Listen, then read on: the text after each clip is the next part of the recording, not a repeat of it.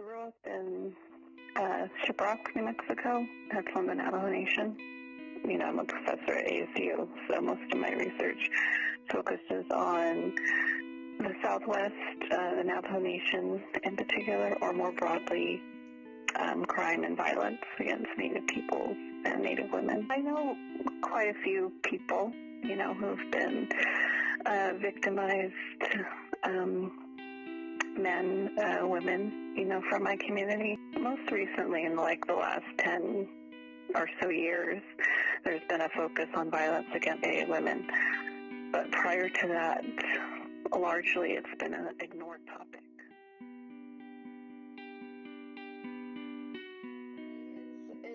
It's definitely a hard topic to learn about and to know that it's occurring because, you know, just reading statistics like Native women are murdered at 10 times more than the national average, and we also have high rates of sexual violence.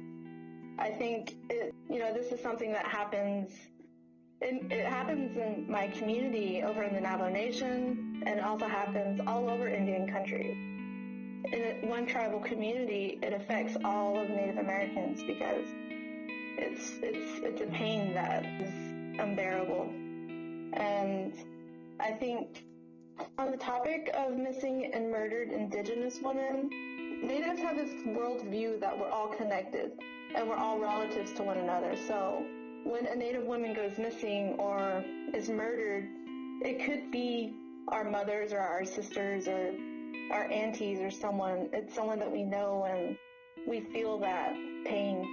It's a common thing that we feel with one another.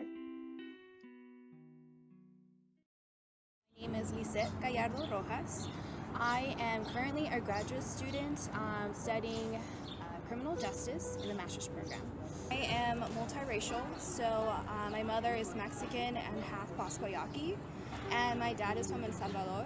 So because I come in such a multiracial community, I get to experience not only the Native component, but also the Hispanic component. I want to go into law school and attain a law degree. There isn't a lot of representation in that with the community, so I want to be there. I want to be a pioneer on that.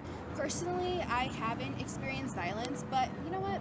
Let me take that back. It still adds to me. My mother actually is a victim of domestic violence. Was it 3 years ago? Her partner decided to get a little aggressive with her, and she was afraid to call the cops. And I was like, no, I'm gonna call the cops. Even though it didn't happen to me, it happened to you, and you're my mother, and I love you, and I'm gonna do it. So I called the cops, and I was there for the whole process. A lot of cases, a lot of women that go, especially minority women, Hispanic, Indigenous, they're just seen as like they're lying, or it's too much. Been women that have been missing or been killed, or they're like, oh,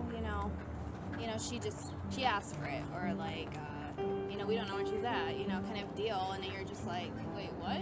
Like, there's more to that story than just she asked for it, or she just disappeared, My capstone project is on creating a preventative program for dating violence for teenagers in the Pascoyaqui tribe.